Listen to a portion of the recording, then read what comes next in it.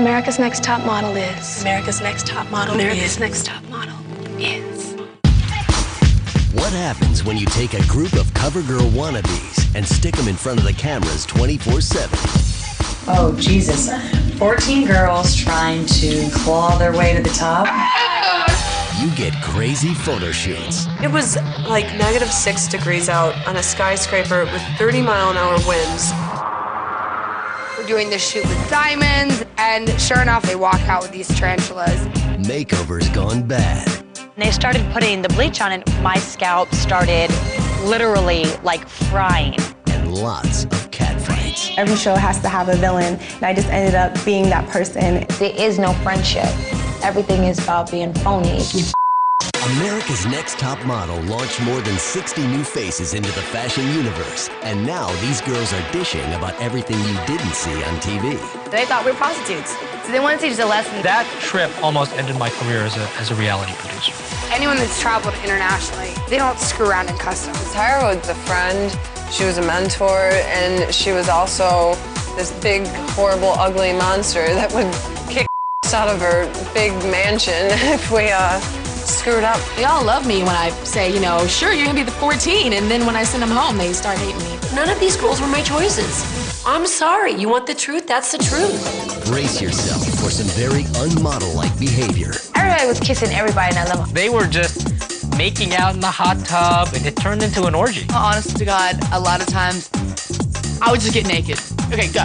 Like, you can't film me. It is very manipulative business, and it's about ratings. It's not a modeling competition, it's a reality show. In the next 90 minutes, we'll take you behind the runways and photo shoots of one of America's hottest reality shows. And it's not pretty. Okay, whatever. This is not Miss J. True Hollywood Story, honey. The E! True Hollywood Story. It's America's Next Top Model. Top model.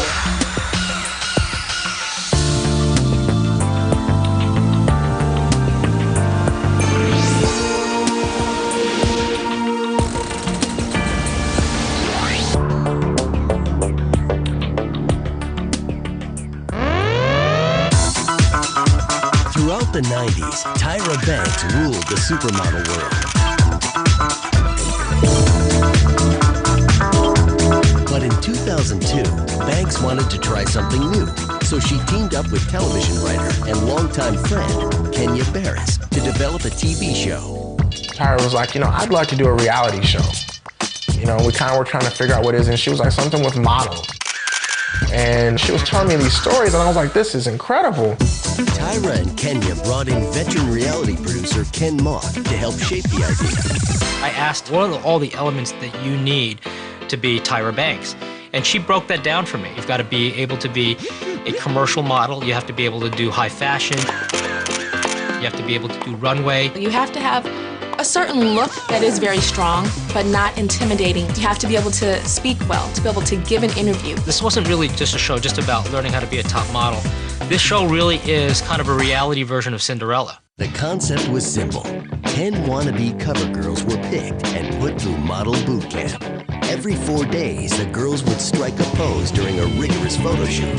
Then, the contestants faced the judges. Each week, one was eliminated until only the top model remained. All the show needed was a home. Tyra, Ken, and Kenya shopped the project. We found the networks incredibly receptive right off the bat, and we got multiple offers. They decided to go with Upstart Network, UPN.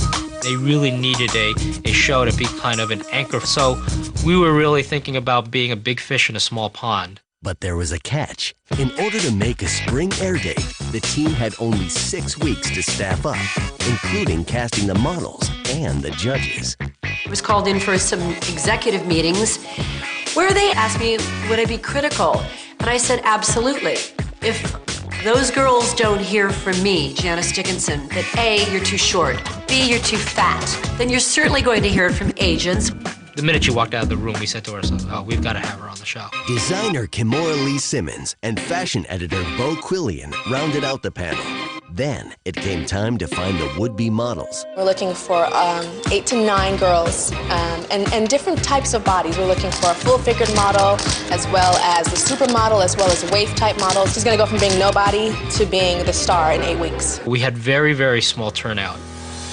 Very few people to select from that were really people that would be believable. So it made casting very, very hard for our show. Wow, it was crazy. We pretty much only had 3 to 4 weeks during Christmas to cast it. So with the holidays and just getting people to show up, not knowing what the show was about, you know, people thought it was a scam. A few desperate hopefuls still wanted in. I made this videotape. It was so ignorant. You get my face right up into the camera, and I was just like, hey, my name's Adrienne Curry. You're a loser if you don't pick me. I'm funny. I'm pretty. I got perfect teeth. She was hysterical. She was literally begging Tyra, I need help. But she had, you know, this soul that was just really, it was really deep. She just wanted to help her family so much. I had no idea that anyone would A, take it seriously, or B, like me, but now I realize that they needed that token bad girl stoner. 26-year-old plus-size Robin Manning also made the cut. She was so sassy. I mean, my God, she came in, you know, with her little strut and wouldn't leave until she really thought that we understood her. She was like, I'm stronger than any of the girls that you've seen here today. You know, she goes, you've seen a lot of girls, you guys, but I'm the one you're looking for. For Ebony Haight, it was now or never. My experience before then were 4 years of struggling. You know, auditioning and trying to, from 17 magazine to Ford, everybody in New York, I basically was hitting. And I wasn't really getting responses where people wanted to sign me. So this America's Top Model was like my last straw. I was just like, okay, if this is gonna happen, God, let's work a miracle out. Tyra and the casting team narrowed the field to 20. In January 2003, the girls arrived in Los Angeles for a series of psychological tests. We take the girls' mental stability very seriously, and we understand we're putting them under a lot of stress. So we have a psychologist who comes and evaluates them even before they're chosen. I was very shocked about the variety of testing when it came to reading and writing. And I don't even necessarily think it was really reading and writing. It was just more about your intelligence, the way you thought. Then secondly, having psychiatrists, and more than one. Adrienne Curry didn't care about the exams. The 20-year-old waitress was just psyched to be in Hollywood. Cameras started rolling to capture all of the action. We were at the Mondrian, season 1. She was floored. She didn't want to leave her room. She was crying. She was thanking everybody. She was so grateful and just so happy to be there. I felt like a princess, and I told myself, even if I don't get picked, this is the coolest that's ever happened to me in my life. Tyra selected the final 10. The hand-picked bunch then flew to New York City, where they moved into a hotel penthouse. I had never been in a place that nice. So I walk in and I'll never forget, all these broads, their main concern was they wanted the pretty room. These women who had the opportunity of a lifetime, and their main concern was their bed should be frilly. What the is wrong with you? Behind the scenes, the production team had bigger worries. We were incredibly underfunded. They didn't give us enough money. By the end of the 3rd day, we had our entire camera crew kind of assemble, and they almost mutinied. They almost walked off the show because they didn't have enough support, and they were working basically 18-hour days for the first 3 days. It was brutal. Finally, producers gave the network an ultimatum. We basically said to them, look, you either give us some more money and give us more camera packages, otherwise you're not going to have a show. Coming up, the models confront one contestant about her questionable eating habits. Was Elise puking up her dinner in the bathroom? I'm wearing a radio microphone, you idiots. Ask sound guy. And later, all steamed up.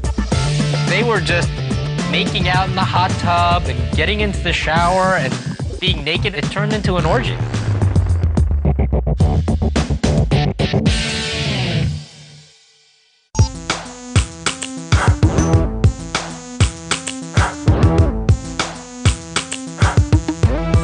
In January 2003, America's Next Top Model began shooting, and all hell broke loose. Season 1 was really, really a challenge, and I think production-wise, you would have to say it was a disaster. Starting on a cold New York City morning when 10 wannabe cover girls reported for the show's first photo shoot. They were like, okay, so we're gonna throw you in some bathing suits. And we're like, oh, okay. that's fine, thinking we're inside. Then you're gonna walk up in your bathing suit, your blanket, and your, 5-inch stilettos up these tiny little ladders and go up to the top of this huge building we were on. And you're gonna model a bathing suit here in 4-degree weather. I'd say it's about 20 degrees. It was like -6 degrees out on a skyscraper with 30-mile-an-hour winds. I wasn't really shocked about the craziness. I expected things to be a little weird, but I was kind of freaked out about us being like at the edge of the building. 100% unnecessary. Miss Tyra, I have taken photo shoots out in the cold, and they make sure you're warmed up and stuff. You make good TV, but it is just not necessary. People ask me a lot, is America's Next Top Model real? The answer is yes, it's real, but it's real people in a really, really unnatural environment. 20-year-old medical researcher Elise Sewell made it through the shoot, barely. We all felt sorry for Elise. But she's the smallest out of all of us. It wasn't even that she was the smallest, but the wind. It was like the heavier you were, the less the wind would blow you down. Back at the penthouse, Elise called home looking for a little warmth. I was probably 5 minutes into this detailed story to my mom, and there's a knock at the door, and it's a producer saying, "You've just broken the confidentiality agreement, come with me." And there was this house meeting, they took away the phone, everybody was crying. Phone privileges were eventually restored, but the chaos continued. The night before we were doing our first judging, Tyra and I walked into the judging set, and there was nothing there. There was literally a metal desk and 4 chairs. We basically all freaked out. With 12 hours to go, Ken and Tyra raced to buy tables, lamps, flowers, and drapes. We trucked all this material up to this hotel where we were shooting judging. But the day before, we had broken their freight elevator, and they were charging us $80,000 to fix the elevator. So we had to have all of our production staff carry all of the set up 28 flights of stairs. The crew finished the room with just a few minutes to spare. Adrian wasn't impressed. I'm like, my God, that looked like someone puked out all the cloth all over the walls and stuff. The schedule called for the girls to face the judges once a week. At the end of each session, one model was eliminated. They were nerve-wracking. They were disgusting. I mean, you're trying not to crap yourself. To me, it was like a death sentence. Who's gonna get the guillotine this time? One judge pretty much stole the show. This looks like she escaped from a mental institution. This is the worst photograph I've ever seen. You look deranged. Your arms look amputated. Your legs look amputated. And it looks like you have a penis. I'm sorry. I had no idea she was going to be as honest and as tell it like it is as she is. But, it works for television. And with me being a producer, I had to have her because people love to hate Janice. And some people love everything that comes out of her mouth. People don't love to hate me.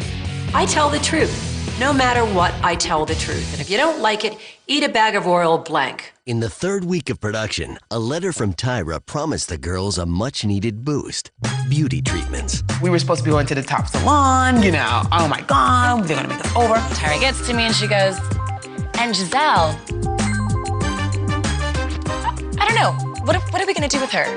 I'm like, well, I'm so glad that, I was so thought of. I swore to myself I wouldn't cry, but I cried like a dork. Ebony didn't cry, but she wasn't happy either. Leave a little tough. I thought to myself, this must be a game. This cannot be real. Her hair was a little patchy. Could not believe it. Should we write her name in it? They don't know what they're doing. Maybe it's just a joke. Maybe they're testing my intelligence. I'm just gonna work it out. So they ended up cutting my hair. I just faked the funk. I just smiled. Beautiful, fabulous, fierce. Oh, I love it. But the girls couldn't fake their personal differences. Robin Manning, a former Miss Soybean and a devout Christian, caused a holy war in the house. Clear our minds, Lord, and don't let us look to be vindictive and catty and self-righteous and all of those other things that are of demonic presence. And Lord, you don't even have to believe. Amen and amen. The problem was Robin tried to ram her beliefs down everyone's throat, and they weren't just gonna put up with it. Adrian and I are talking in the elevator and things like that, and Robin would look at me and she would go, now Giselle, can you bring it down to 5? Because I am trying to read my Bible right now. Okay, excuse me, what is this? I mean, go read your Bible elsewhere. The clash between the holy rollers and the atheists was something that was really escalated by the production crew. Every 4 days we would sit down with the producer to give this detailed interview. So when we were constantly grilled about Robin shoving the Bible in your face, you know, it seemed to be a lot more important than it really was. Another hot button topic was Elise's eating habits. We're like, oh my gosh, somebody needs to talk to her, you know, she's anorexic or bulimic. Elise denied she had a problem. The thing about, was Elise puking up her dinner in the bathroom?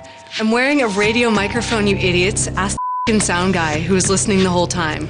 I felt really guilty about that, you know, they tried to portray her as this big anorexic issue. Yeah, it did really bother me, and it still bothers me. Sue-Ell took her frustration to the confessional. Adrian, stop interrupting me. I've had enough of you. Robin, you know what I think of you? Foolish as a woman who believes that trite. Giselle, you worthless. You're so wasteful, stupid, you're worthless. You I wasn't afraid to let loose, and it's had embarrassing results. Elise had made me aware during the filming that she had said some things, you know, that were not so nice, and I let her know. She was a cool we shook hands and we were fine afterwards. But Adrian wasn't 100% okay. That week she came down with a severe case of food poisoning. She was rushed to the hospital and then got a nerve-wracking visit from top model execs.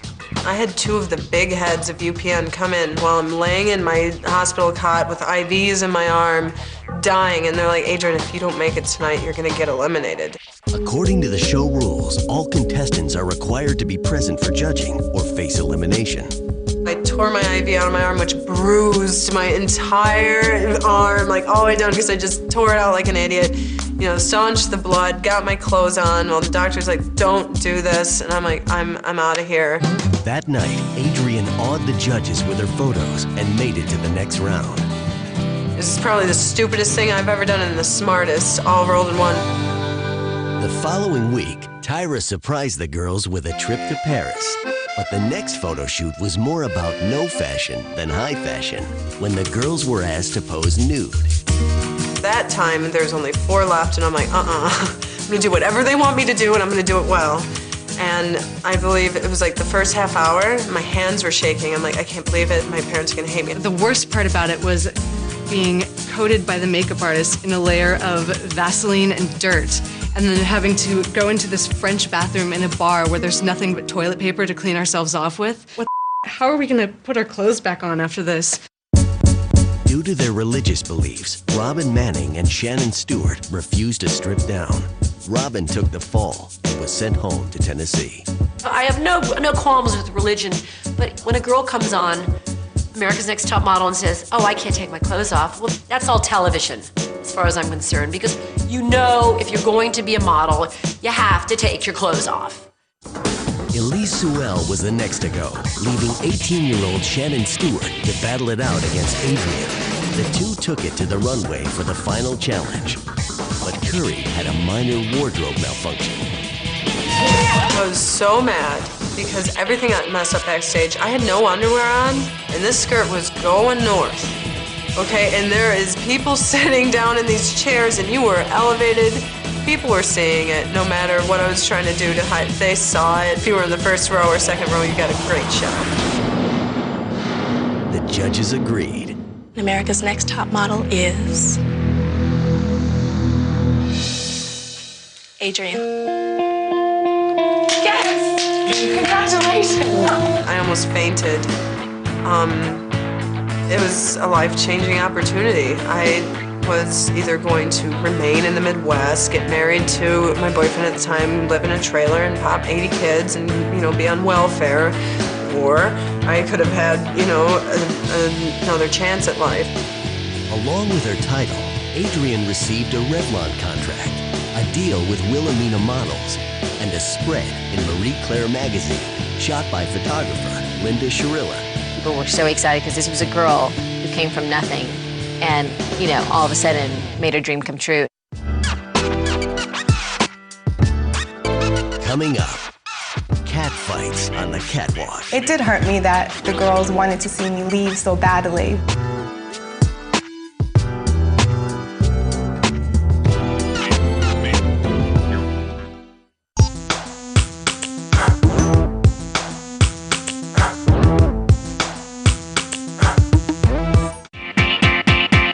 In July 2003, 4.5 million fans tuned in to watch Adrienne Curry win season 1 of America's Next Top Model, making it one of the top-rated shows on UPN. Creator and executive producer Tyra Banks was ecstatic. I knew my show would be successful because I'm a perfectionist and I just work overtime, just making sure the things I do are successful. I will get emails from Tyra like 3:30 or 4 o'clock in the morning, talking about a cut, talking about an idea for a shoot. People would not believe how hands-on Tyra is with the show. Tyra goes to every single editing session. Can you imagine her sitting there going through, ooh, back up.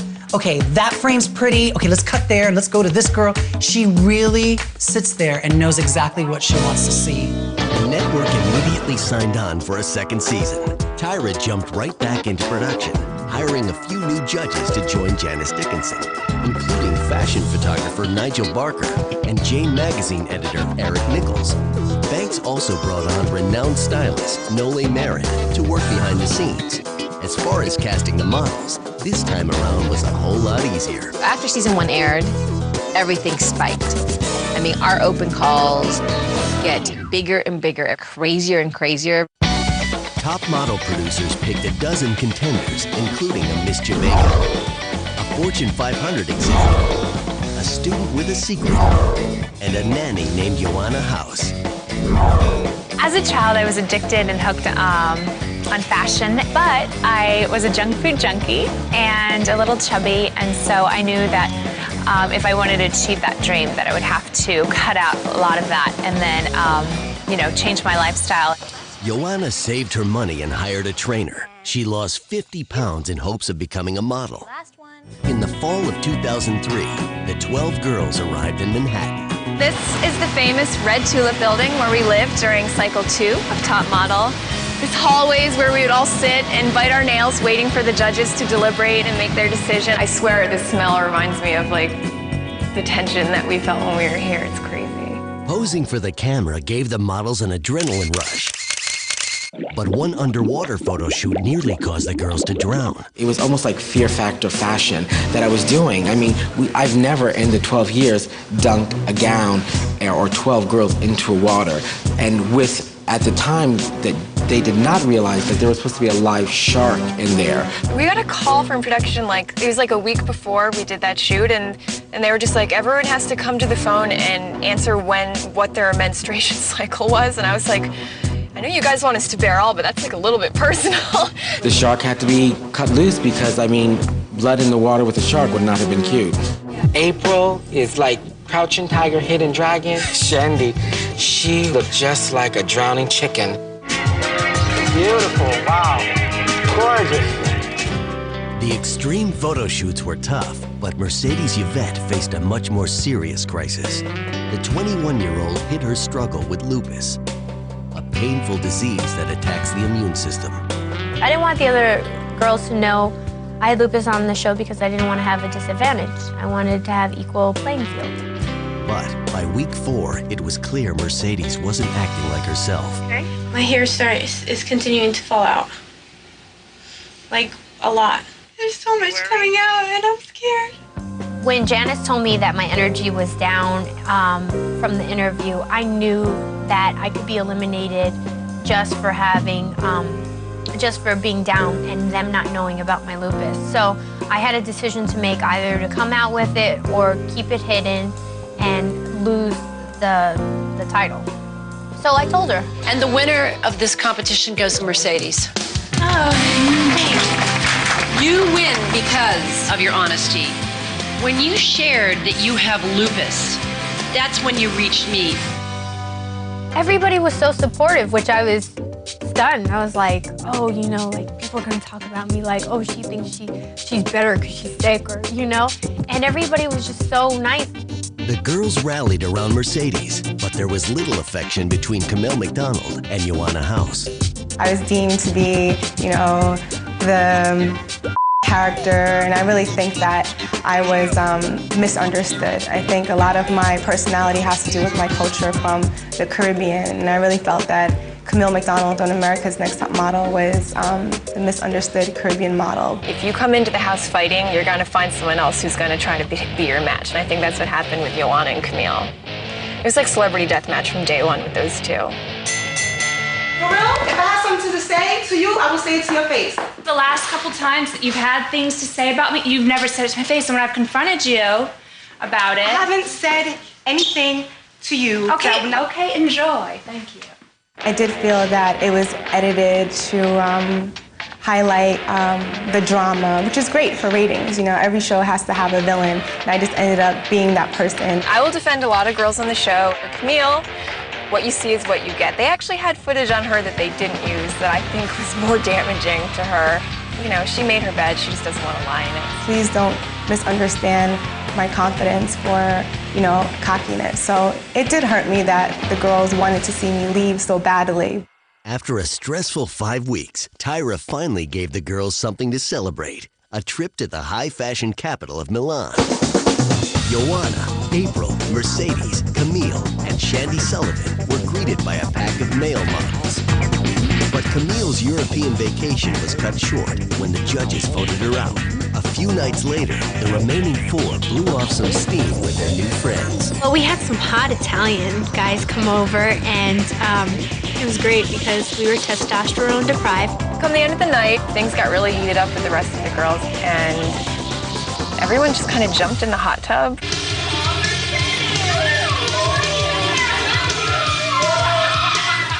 You're in a new city, and with cute boys, and you're young, and so we all just had a good time.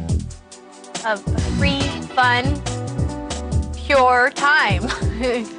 And before you know it, everybody was throwing their clothes off. And, you know, we're sitting there, the camera crews are shooting, and they couldn't care less about us. They were just making out in the hot tub and getting into the shower, and it turned into an orgy. Did we all have sex with each other? Hell no. Come on now. You know, we just all had a good time. Granted, some people on our show had sex, but it wasn't together. It made for a very memorable episode. We sent it to the network. They approved it right off the bat. Then the next day, Janet Jackson exposed her breast on national television, and the rules completely changed. And what happened was they took a look at that scene again, and we had to go through, I think, 13 or 14 revisions.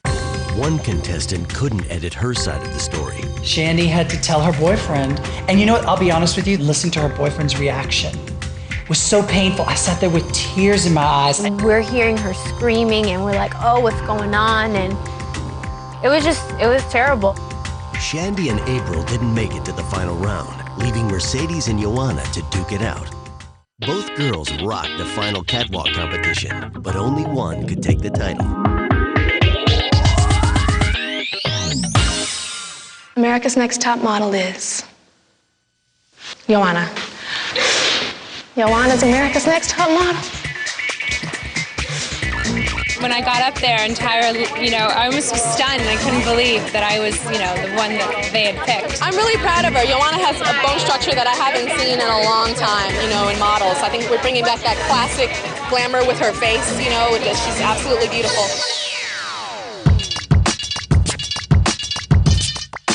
Turn it up! She knew everything about fashion. She lives it, she breathes it, she eats it. And that's what you need to do when you want to be in this industry. You can't walk into this industry. Down. As for the runner-up, Do I agree with the reasoning that they let me go? No. Hello. I got robbed. Everybody knows that. I'm over it. As far as I'm concerned, Mercedes was the winner of that competition because she was a woman of flavor and color. I didn't get it. Season 2 of America's Next Top Model cranked up the drama and the ratings. The show became one of UPN's all-time top performers. I knew the ratings were doing good, and I was like, they're bringing us back, man. They better. Still, Tyra struggled to balance her roles as executive producer and judge. Here I am, like, crushing girls' dreams, telling them you can't be here anymore. So it's kind of hard being in that position. In the spring of 2004, the Top Model crew interviewed thousands of women for season 3. Tyra and company narrowed the field to 14. The dynamic cast included a water polo champion, a legally blind mother, and a spunky student from Los Angeles named Eva Pigford. Eva walked in and she just thought she was the stuff. When she came in and said, I am not like everybody else. Made it very, very clear, I'm about me and it's all about me and it's gonna be me. And hey, and Me, I'm like independent, self-sufficient, and gotta get mine and all that. And so when I got on the show, I didn't trust anyone. She was really hurtful towards other girls. I mean, we were shocked that this girl would say the things that she would say. About 80% of the girls that come in here have something negative to say about you. Eva, she's saying this about me and saying that about me. Eva, She was always mean to me. the first 2 seasons of America's Next Top Model, we had girls that were they didn't walk in as but they get to the house, they're considered a Tyra broke me down and said, I don't want another black. I was like, what? Huh? But it turned out that was just a girl that was hurt and was just lashing out at other people. I confused being strong and being assertive with being aggressive. In week 5, Eva was humbled again. We're doing this shoot with diamonds and it's a beauty shot. I'm like, there has got to be more to this than what they're telling us. So to make sure this doesn't look like a typical jewelry ad, we do have someone else for you to pose with today. Sure enough, like 5 minutes later, they walk out with these tarantulas. Eva is very deathly afraid of spiders. And she saw the tarantula when they brought it out and just flipped and lost it. And me and Yaya were like... It was one of the most frightening times of my life, and great because the whole world saw it. Even though she was crying and kind of almost pulling away from the spider, there were moments in her film that Eva looked so breathtaking. Takara Jones also took some great shots that night. Takara, she was one of probably our biggest personality I think we've ever had on the show. Hi, I'm here. I'm Takara. I'm big, black, beautiful, and loving it. Larger than life, and you know what? She was a plus-size, gorgeous girl that when I first saw her, I thought, well, you know what? Too big or just not quite right.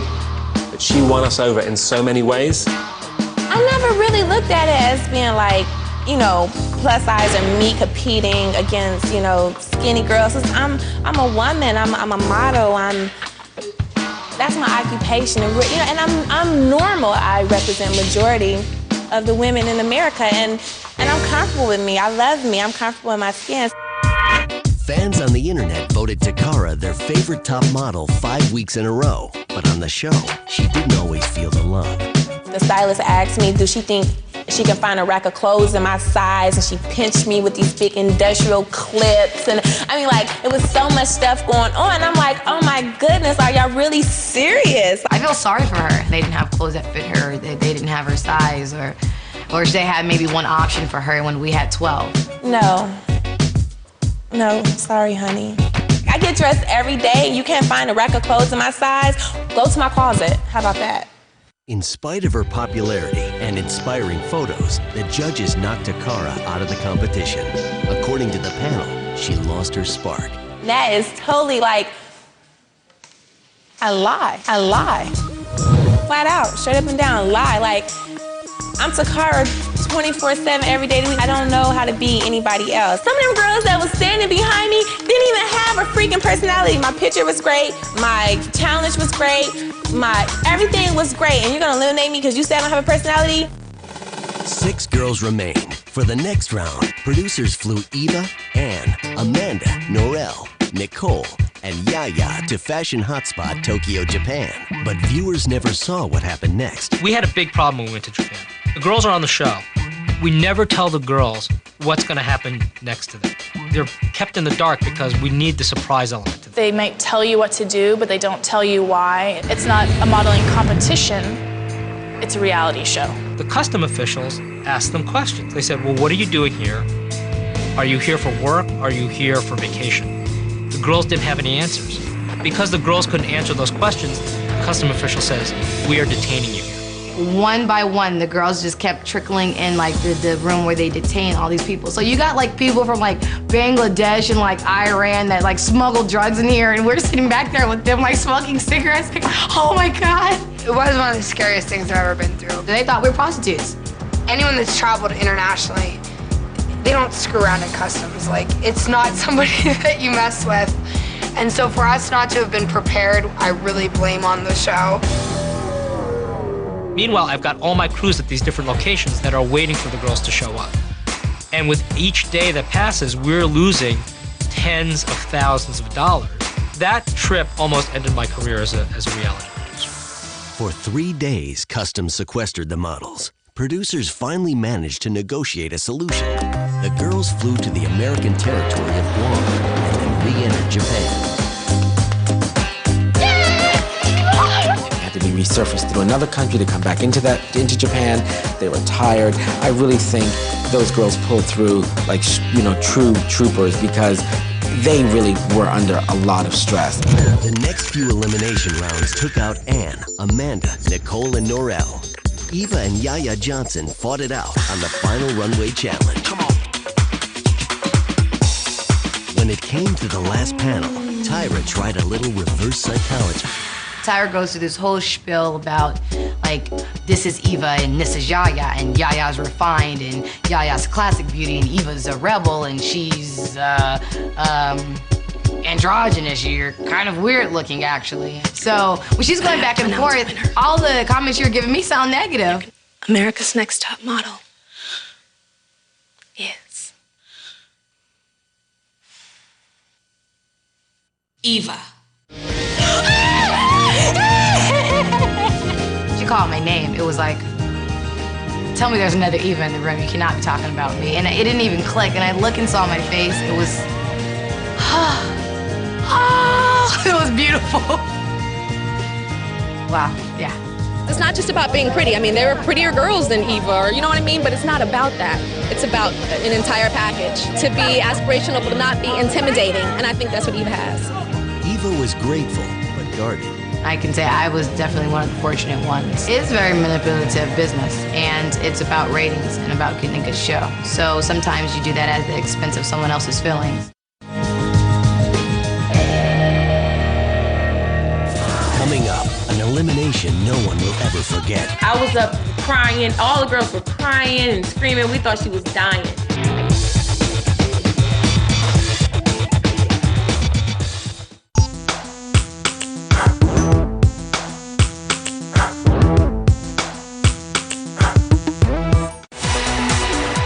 After 3 highly rated seasons, America's Next Top Model had the formula down cold. Producers wasted little time casting for number 4. In August 2004, 14 newbies were shipped to a seedy section of Los Angeles.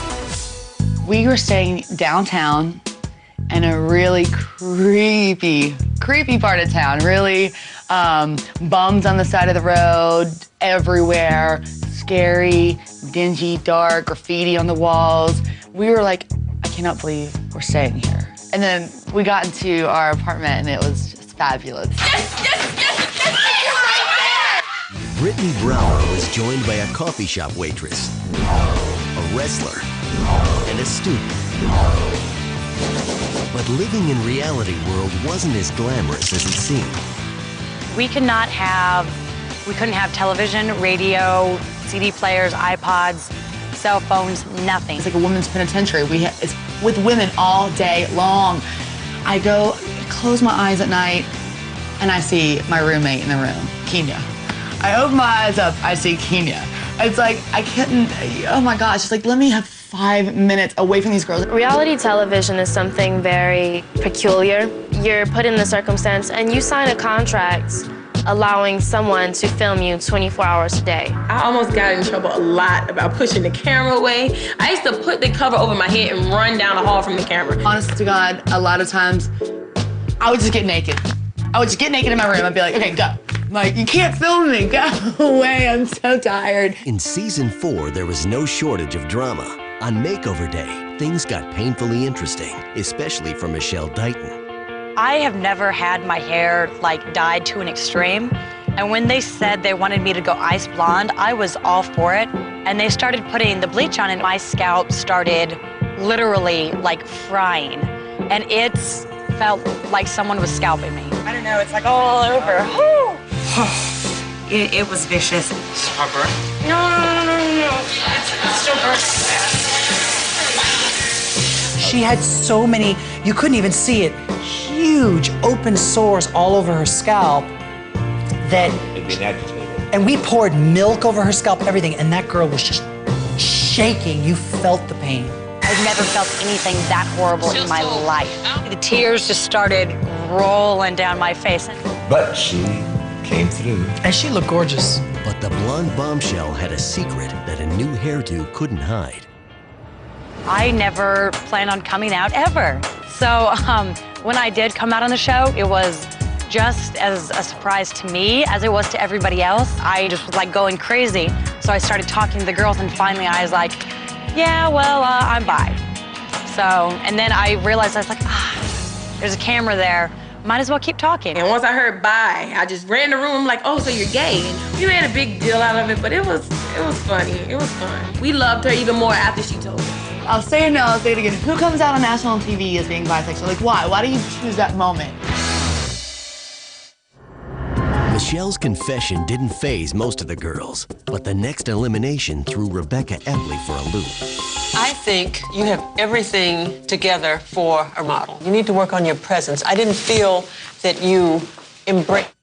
Oh my God! Can somebody call a paramedic? And all of a sudden, you know, we're talking to her, we're giving her criticism, and positive and negative, and she just keeled over. Whoosh, bam. Just out for the count. I was literally standing 2 feet away from her, and she just literally went back like a plank and hit her head so hard on the floor that we all thought that she was dead. And so when I went over to her, I checked for a pulse, and there was nothing there. I was up crying. All the girls were crying and screaming. We thought she was dying. And, you know, it was crazy for us to see her down there like that. Rebecca came to and was rushed to the hospital. Her collapse was brought on by a malfunctioning nerve, a condition she'd battled since childhood. Doctors gave her the go-ahead to return to the competition. As it turned out, her hairdo saved her. At the makeover, she got a weave, and when she fell and hit her head on the floor, there was a padding there. So, because she cracked it pretty hard, so thank God for weaves. It may have been the first elimination to end with a bang, but it wasn't the last. When Tyra mixed it up with a double elimination, viewers said goodbye to both Tiffany and Rebecca. I was under a lot of pressure, and I was just like, okay, reality TV, I can't take it anymore. I quit, because you pushed me to it. Tyra didn't think Tiffany was a good loser and wasn't afraid to tell her. I knew something was up as soon as Tyra, she's like, Tiffany, get over here. We always see Tyra so prim and poised and, you know, the next name that I'm going to call. You know, you see that's Tyra, and then all of a sudden she's like, and fingers everywhere and hair, and oh, it's crazy. She's like, I'm disappointed in you, Tiffany. She's like, you know, I thought you wouldn't react this way. I thought you know, wanted to be here. And she was like, you know, there's always, you know, one spot on every season where I think I may have made a mistake, and, you know, maybe that was you. I was like, oh my God. Before, in all of my interviews, I would always tell people, oh, Tyra loves me, and I feel like the reason that she yelled at me was because she loved me. That was bull. So, let me tell how I really felt. I feel like if she loved me, she wouldn't have showed it the way she showed it. Like my grandmother said, if you love someone, you won't humiliate them. Tyra was starting the production of her new talk show, The Tyra Banks Show. She was, you know, working very hard around the clock. So her fuse was very short, and when she blew up, I think we all were quite scared. She had gotten no sleep for days, and I think she was just basically at her wit's end. And the combination of those two elements created that big moment between Tiffany and Tyra.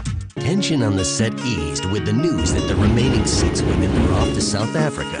After some wild photo shoots in the bush, only 2 finalists were left standing, Edgy Naima Mora and and soft-spoken Kaylin Rodditt. The final runway challenge proved to be a battle of biblical proportions. I remember working on that show for days and staying up late during the runway build to create this illusion of the girls walking on water because you couldn't see the runway at all. And when the girls came through this man-made wall of water and started stomping in 2 inches of water, in gowns and heels. Genius! Oh, it was amazing.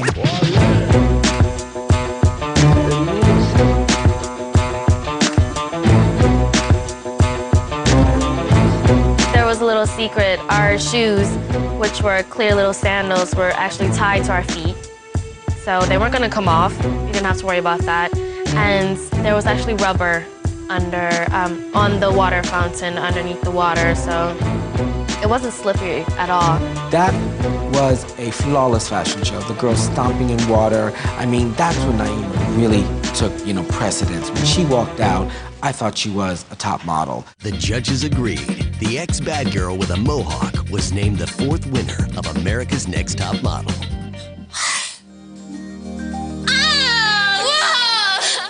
I'm speechless.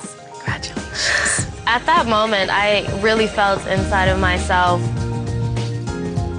of course she's got to call my name. Of course she's got. So when she did, I can say, and I kind of feel a little arrogant for saying so, but I think that's just my confidence. I'm not surprised.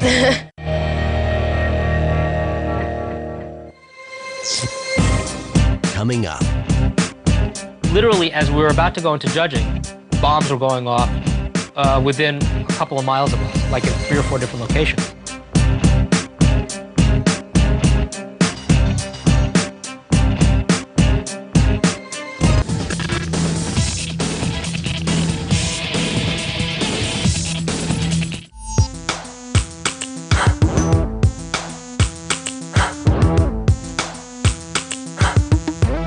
In the summer of 2005, America's Next Top Model lost its most infamous judge. I decided to move on. I just did a Surreal Life, which is an amazing experience. I've got a Broadway play coming out called Pieces of and my own show coming out, and a 4th and 5th book that I'm writing, and it's just time to move on. Viewers were upset, but Janice wasn't worried about what she left behind. I went to a lot of amazing places, got laid, got cool clothes, freebies, swag, the whatnot. It was just a really cool show. But look at me and look at them. Sorry, you guys, I'm off the show. I have not seen one yet that can match me. It's all about drive, motivation, competition, and that will to get to the covers of Vogue, Harper's Bazaar, Cosmopolitan, Glamour magazine. We haven't seen that yet. We haven't seen it yet.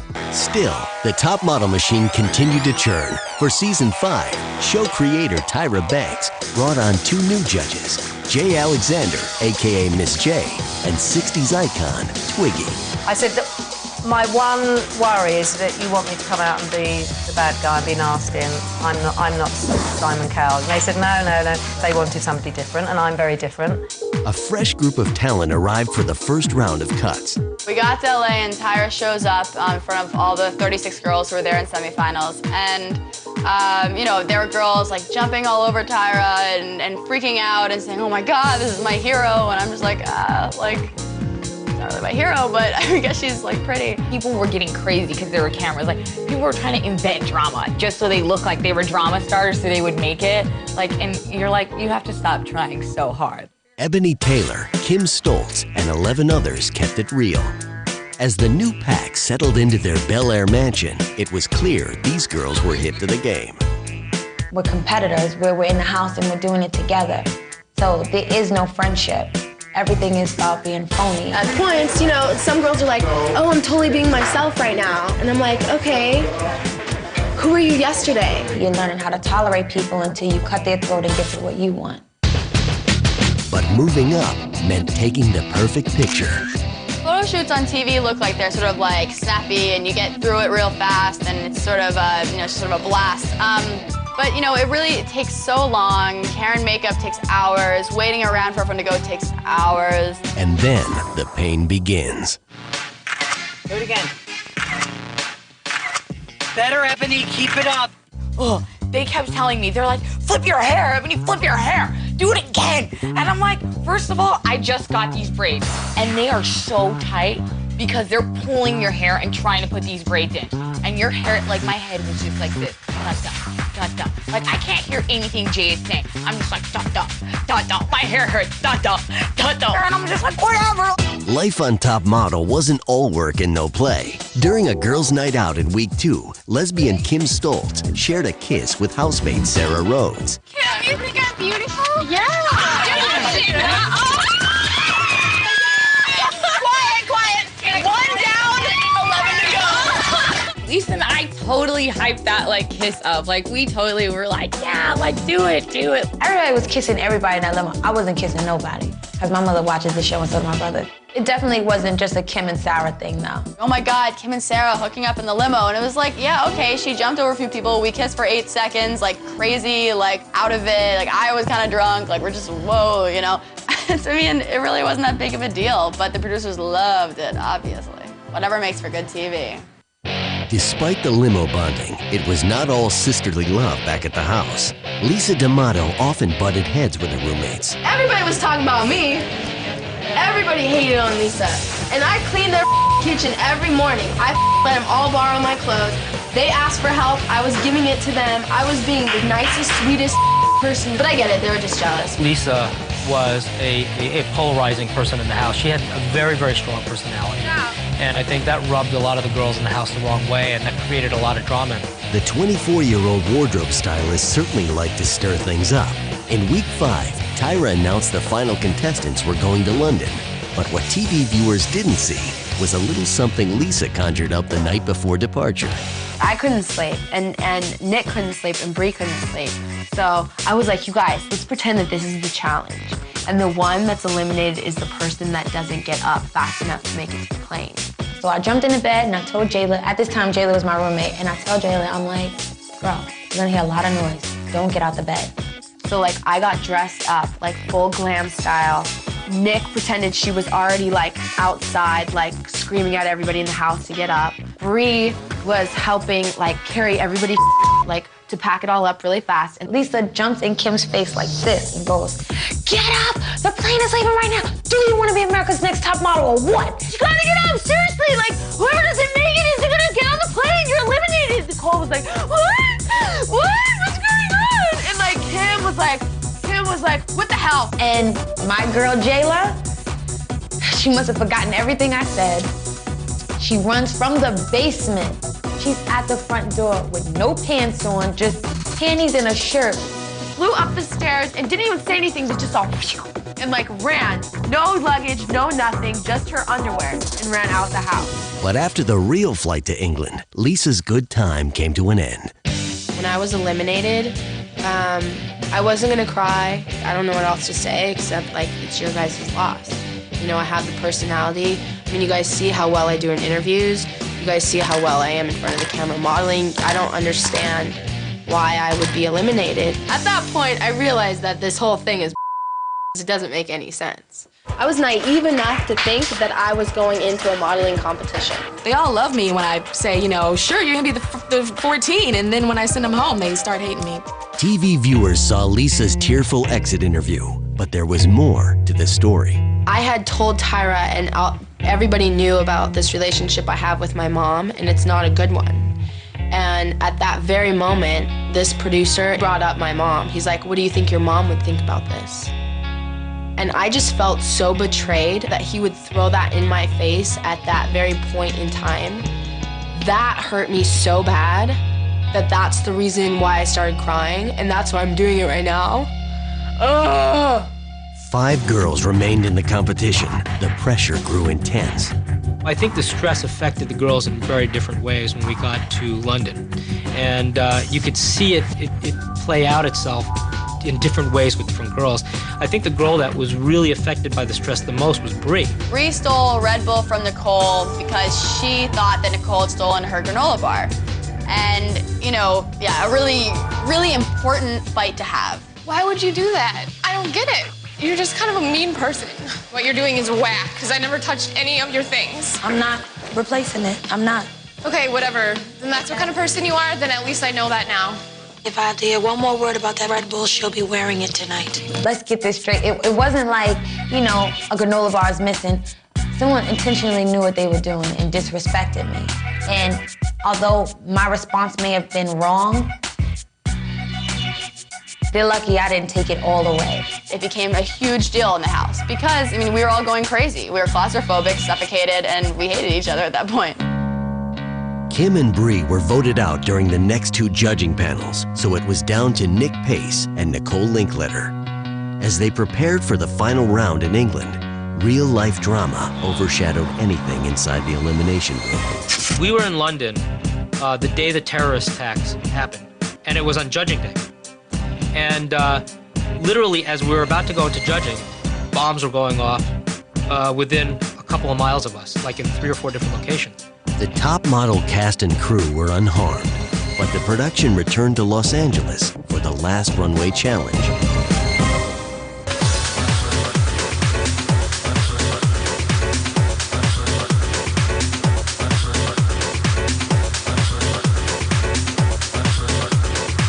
In the end, the 19-year-old from North Dakota prevailed.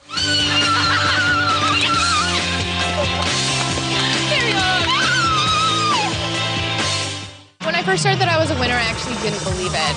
It didn't sink into me right away. It's like, did you really say my name? It's a dream come true, it really is. America's Next Top Model cranked out 5 seasons in 3 years and launched 63 new faces into the world of fashion. For the winners, success was sweet, sort of. After I won the show, I was flown out to New York, did all this publicity, flew back home, packed my bags, moved to New York City, signed with Wilhelmina, and waited for all my stuff to come through. Adrienne expected a big payday after taking home the gold on season 1. According to Tyra, she got it. She has cosmetics contract, she has a Revlon contract, she has a diamonds contract with diamonds.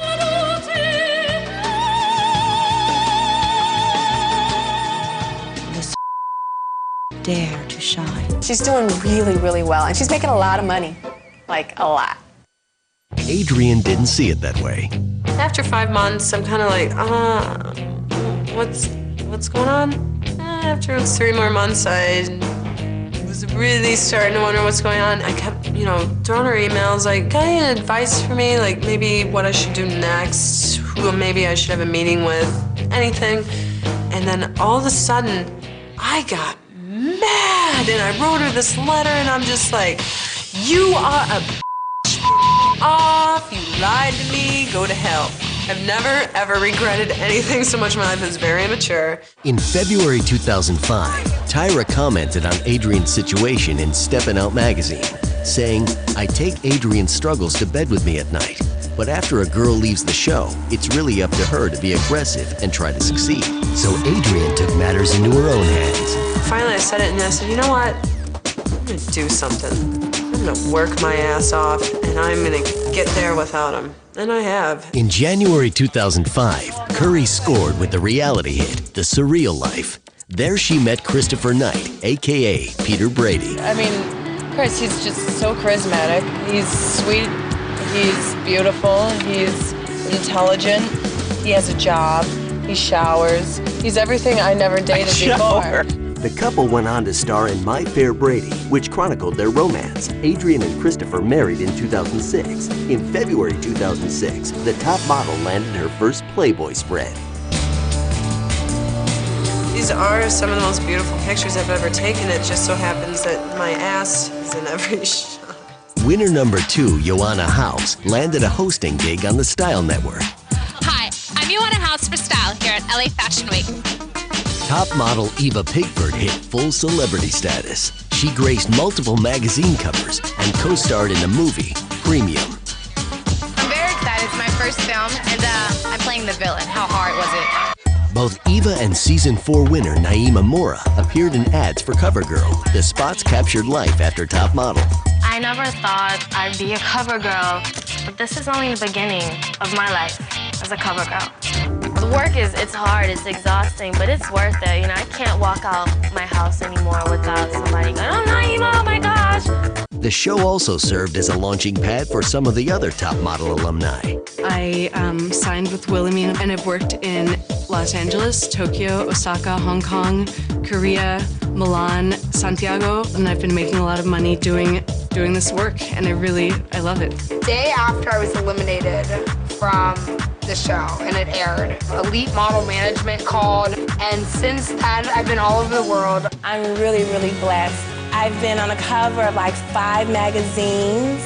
I did a Boost Mobile commercial. I'm working on a talk show right now. I would love to get a jean line out, and the sky's the limit. I've first off moved to New York from Los Angeles, which was a big transition. Shooting for magazines, doing Fashion Week, radio shows, traveling, working, living, breathing, modeling. You always have to be thankful, you know, that people know your name, they know your face. I come into a casting, I'm not just another model. They say, oh, it's April, because they know me. I have so much going on. I'm like, people giving me shoes, giving me jewelry to wear, giving me clothes, you know, giving me free haircuts, and I mean, it's amazing. I just model 100%. Like, I'm not trying to be like anybody. I'm not trying to be like the next Tyra, the next Naomi. I'm trying to be the first Ebony and trying to be a really good model. I've never wanted to be a teacher. I've never wanted to be a doctor. I never wanted to be a lawyer. I've always wanted to be in the industry, so here I am, and I love it. After appearing in Stuff magazine, Giselle Sampson got a call from one of her idols. Michael Jackson got in contact with me. Oh my gosh, that was my dream come true. So a week later, I went down to Neverland Ranch and had a grand old time. But the series was not a magic bullet for every top model grad. It's given me some fame and people know my name. Other than that, I don't know. I'm looking for an agency, I'm looking for an agent, I'm looking for financial advisors, I'm also looking for a publicist. I just want to throw all these things out here that I'm looking for. I'm looking for a job. Some contestants use their new celebrity to give something back. The Lupus Foundation of America is pleased to have the opportunity to honor our First Lady with the Women's Health Leadership Award. Not only has America's Next Top Model helped my disease by making me a spokesperson and a leader for a lot of young women, but also in the fact of helping me find out more information about my disease and trying to find a better way of living. I decided to design a limited edition line of lingerie, which is lingerie. It's all for HIV/AIDS awareness. I've done a lot of modeling when it comes to breast cancer for women, diabetes. I am working in high schools and promoting self-love and self-education to our youth. The gay community has been really supportive. It pays to be gay because I, get lots of money to go to events and show my face and, sign a few autographs and flirt with a few girls or something. Just kidding. Amanda and Tiffany divide time between modeling and motherhood. I'm in a transition point of settling in from post-reality show syndrome to real life again, and few jobs a month is great because I want to be mainly with my son. I'm mentoring to young girls and young boys, teaching them how to stay out of trouble, stay in school, and I'm still being a mom. Yeah, full time. On March 8, 2006, Season 6 of America's Next Top Model premiered with the highest ratings yet. On May 17, 20-year-old Little Rock, Arkansas babysitter Danielle Evans was chosen America's Next Top Model. It's amazing. I mean, it's more than I ever dreamed. It's crazy. I mean, I'm the new top model. What? That September, the series strutted over to the new CW network without missing a beat. Subsequent winners included Carrie D. English, Jasleen Gonzalez, and Celicia Stowers. Season 10 produced another first. Plus-size cover girl Whitney Thompson took top honors. I've gotten a lot of letters from girls and boys from all over the world, telling me that I've influenced their lives and how happy they are that I can stand up for my body, and I think that's the best reward. Then in fall 2008, top model execs launched the spin-off series Stylista, a battle to become the next Devil in Prada.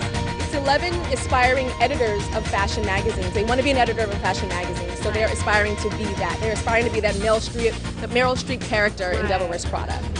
While Stylista's future remains to be seen, America's Next Top Model has assured its place in primetime.